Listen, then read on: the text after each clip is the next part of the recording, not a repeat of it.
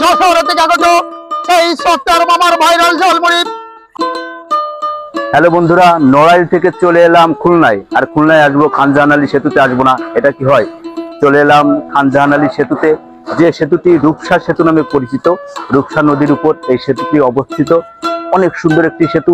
এই সেতু দেখার জন্য আমরা অনেকবার এসেছি নদীপথে নড়াইল থেকে এই রূপসার সৌন্দর্য দেখার জন্য।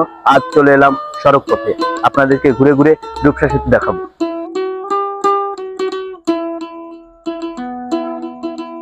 যশোর থেকে আগত সেই সত্তার মামার ভাইরাল ঝালমুড়ি। আপনারা না খেলে বুঝবেন না মামা। এই অনলাইন কর্তৃক আয়োজিত এই সেই ঝালমুড়ি আপনারা টিকটকে, ফেসবুকে, ইউটিউবে, অনলাইনে, জি টিভিতে পাবেন।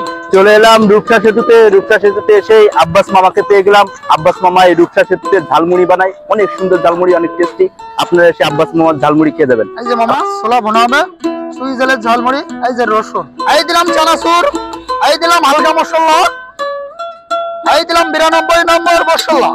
এই যে মামা, এই যে ভাইরাল ঝালমুড়ি,